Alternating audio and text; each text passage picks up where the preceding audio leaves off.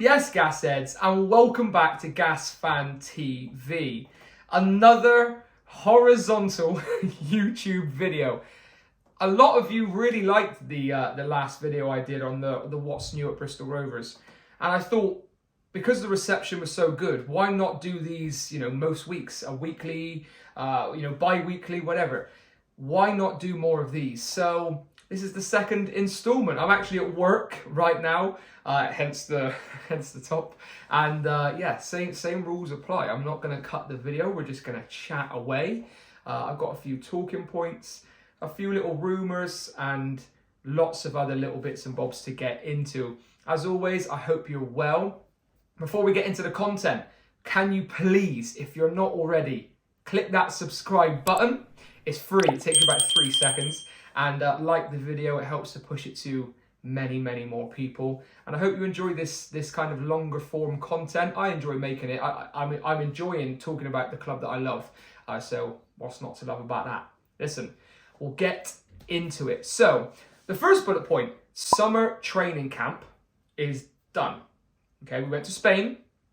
Double sessions as well. Double sessions from the lads. I mean, Darryl Clark has been working really, really hard. I mean, a couple of the pictures and videos you saw, that the boys were absolutely blowing.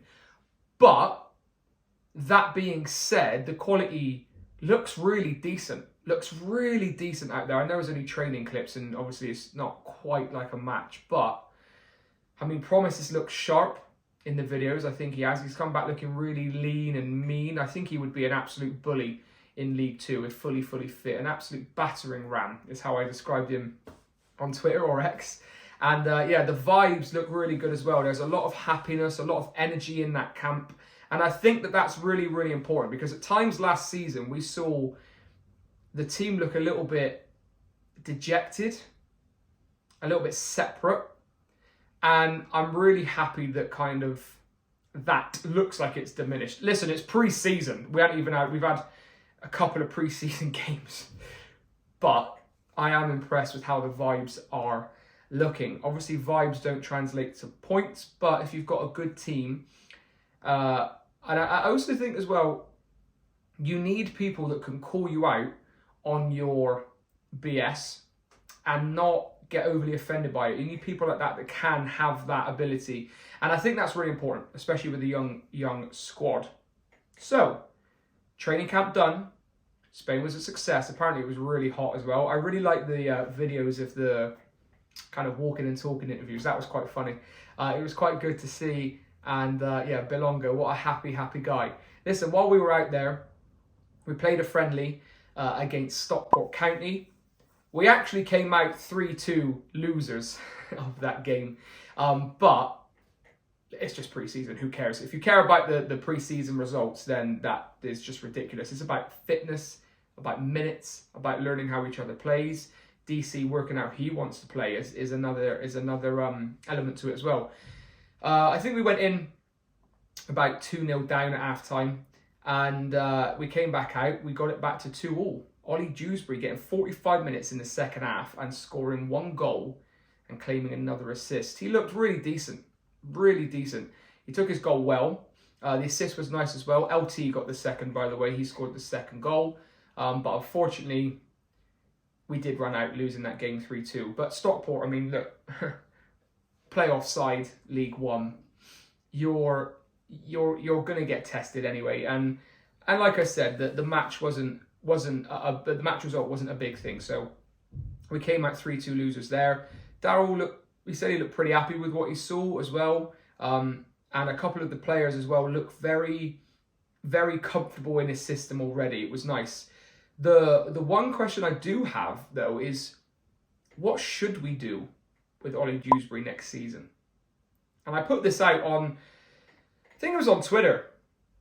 I think 87% of people or something like that said keep him. Don't loan him, keep him next season. I don't know. I wouldn't be surprised either way. I would like him in the squad because he's one of our own and he's young, hungry. He's got that clinical finishing. I saw somebody compare him as the next Jamie Curitan, which I thought was a compliment. But I also see the shouts for him going out on loan. I mean, we can see how even Kofi came on just by a short spell away at the Oval. Jed at Forest Green. So I feel like he deserves a starting spot, but maybe not in a League Two pushing side or a League One pushing side, really. So I think a loan probably is the right move. I wouldn't mind him at all for us next season as that third choice, rotation option. But I just feel he would gain more for his development if he's out on loan. Another player I want to talk about, Clinton Mhler. Clinton Mhler has not played a single minute in pre-season yet. However, is that cast on his arm the reason? Are we not risking him because we don't want to, further that injury? Can he play? Can he play? He's been in training, but he hasn't played yet. I wonder what that says. I'm hoping that he's involved next season. I like Clinton Mhler, and I think he was scapegoated a lot last season. But it is intriguing. It is intriguing to see he hasn't played. But again, I'm not making a mountain out of a molehill. It's just a question. It's just a question. Just something to note. He has not played. Another thing that keeps circling the drain is Connor Taylor to Peterborough. Now, I put a TikTok on this. It will be on YouTube as well in portrait format. He keeps getting linked with Peterborough. Now, Peter O'Rourke saying that we turned down at 425, 450, 475, can't remember the fee off the top of my head, apologies. But an offer from Peterborough United. Dara McAntony came out, chairman of Peterborough, and said that is total rubbish, essentially. We haven't bid for him. We haven't bid for him in a while, he said. And then he went on to say, good luck for the season. Now, I didn't know what to make of that, because is he the type of guy to, put something out online and then go and secretly bid $1 million for Connor? A lot of people said yes, that's how he operates. He's a bit of a cheeky guy. You don't quite know when he's telling the truth. But then also I've seen in the past, he's quite straight talking. Like, he is quite to the point. So I wonder the truth behind that. You know my stance on Connor. Keep him. Give him the captain's armband. And let him flourish at the Gas as the skipper. That would be my opinion. But I can see why. I think Peterborough lost Fernandez to Rangers. I can see why they're looking at a new centre-back. And to be fair, Connor does fit that bill. Young, quality, good experience. He's a concern. I'm worried that we may lose him, but I really hope he stays. And I think he needs to stay as well. For us to have a real chance next season, he needs to stay. The next little bit of rumour. This was a weird one yesterday. Ellis Harrison suddenly getting linked to the Gas. Now, listen, I put a tweet out as well. Go and have a little look at that, asking if people would want him back. I'll give you my opinion in a minute. But the first thing I want to say is that it hasn't come from a reliable source yet. No one reliable, like, a Hargraves or a Gas Dust at the minute as well. It hasn't come from anyone super reliable. No names have been named.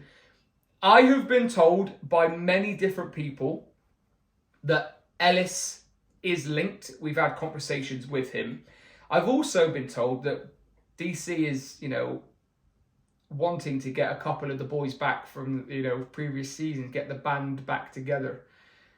Listen, I have no credibility on this whatsoever. I'm just talking about the rumours that go around the forum, Facebook chats, whatever. For me, it's a no. you thought I was going to say yes. For me, it's a no. It's a no. He scored, I can't remember off the top of my head, but I think it's 53 goals, 15 assists in 228 games since leaving the Gas 7 years ago in 2018. I just don't think he's the guy to kick us forward, There's many other players I would want back before Ellis. However, he's a good pro, great character to have around the dressing room, really nice guy. And I think maybe he could guide Promise. He's got 102 career goals to his name in about 400 appearances. But I just think in the situation that we're in now, I just don't think that's a statement enough, in my opinion. I can understand the links. I can understand DC maybe wanting him back again. They've worked together. He's arguably played his best football under Daryl. But is he that guy? He's 31. I don't know, man. It's tough. It's a tough one. And also as well, this is completely just me fabricating things. There was a tweet today saying that Cheltenham are going to let Matty Taylor go on loan. Daryl, if you're watching this, no. Don't do it. Don't do it. I don't think he would anyway, but oh, can you imagine the snake back at the... Oh my God, I don't know what I'd do. I don't know what I'd do. One thing I do know about, though, is that we are playing Bath City tonight at 7 p.m. It's 5:15 right now as you're listening to this, or not listening to this, but as I've checked my watch. So we're playing Bath City. Our annual pre-season game against Bath City at Twerton Park is 7 p.m. tonight. Get down there, support the boys. Unfortunately, I'm doing an assessment tonight at 6:30 in Horfield, so I won't be able to make it or be there. I would have loved to be there. I love Twerton Park. It's got great character about it, and Bath, you know, we always help them out, and they're always very complimentary of us as well. So yeah, get down there, support the lads. I'm intrigued to see the lineups. I think Ollie might actually start, to be fair, but get down there, 7 p.m. tonight, Bath City, Twerton Park. Go and make some noise. Support Bath, great local club, and hopefully we do put on a nice little performance and we see some more goals. That's it. That's it from me. I will see you in the next video. I hope you're doing well, guys. Listen, thank you for all the support continuously. I'm really enjoying this kind of summer period making videos again. So I'm really looking forward to that season starting, seeing a few of you down the Mem, and having my first pint of orange juice and lemonade. I had one in a while down the Crafty. Listen, like, follow, share, subscribe, do everything you need to do. Go onto my TikTok, Twitter, and follow me there as well. And I'll catch you in the next one at the Gas.